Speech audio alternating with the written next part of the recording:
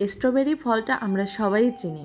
এটা খেতে অনেক মজা, অনেক টেস্টি, এর সুন্দর কালার, আর এটা দিয়ে এত সুন্দর জুস বানানো যায়, আপনি একবার খেলে ফিদা হয়ে যাবেন। গরমের সিজনে বারবার এই জুসটা বানিয়ে খেতে ইচ্ছে করবে। আমি এবং আমার পরিবারের সবাই অনেক পছন্দ করি। আসুন তাহলে দেখা যাক আমি কিভাবে এই শরবতটা বানাই, এই জুসটা কিভাবে বানাই। প্রথমেই স্ট্রবেরিগুলোকে খুব সুন্দরভাবে ধুয়ে নিতে হবে। তারপর এটাকে একটু কেটে দিতে হবে, আর এটাকে তারপর ব্লেন্ডারের জারে নিতে হবে। আর আপনার পছন্দ অনুযায়ী চিনি দিবেন। আপনারা কে কীভাবে কতটুকু চিনি খেতে চান সেটা দিয়ে দেবেন, নিজেদের পছন্দ অনুযায়ী চিনি দিবেন। আর এভাবে আমি এখানে গুঁড়া দুধ গুলিয়ে দিয়েছি।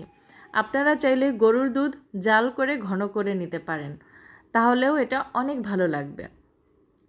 আর এখানে তারপরে আপনারা যে পরিমাণ যে কয় গ্লাস বানাতে চান জুস, সেই কয় গ্লাস পানি দিয়ে দিবেন। আর তারপরে এটাকে খুব সুন্দর করে মিক্স করতে হবে, আর দিয়ে দেবেন সামান্য একটু লবণ। আপনাদের কত গ্লাস জুস হবে এবং কি পরিমাণ মিষ্টি হবে সেটা বুঝে লবণ দিয়ে দিবেন। তারপরে এভাবে এটাকে খুব ভালো করে মিক্স করে নেবেন।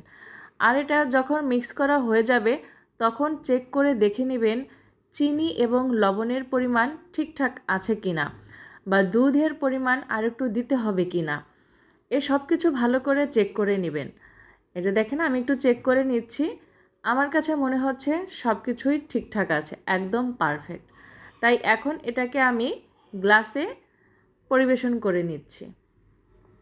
এই যে দেখেন, আপনারা জাস্ট কালারটা দেখেই বুঝতে পারছেন যে এটা কত টেস্টি হয়েছে।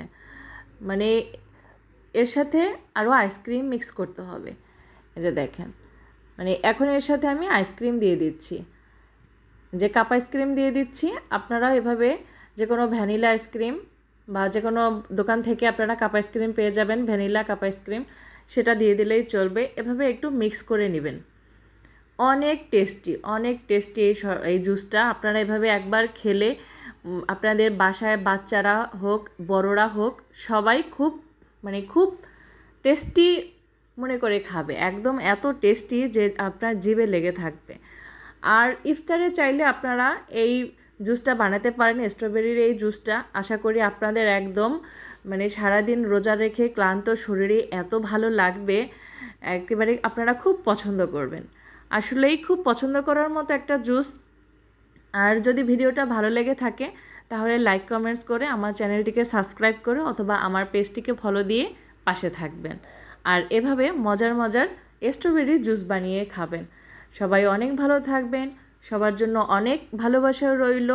আর আপনারা দেখেন, আমি এখন স্ট্রবেরি জুসটা খাচ্ছি, আর আপনাদেরকেও বলছি আপনারাও এভাবে বানিয়ে খাবেন। আশা করি ভালো লাগবে।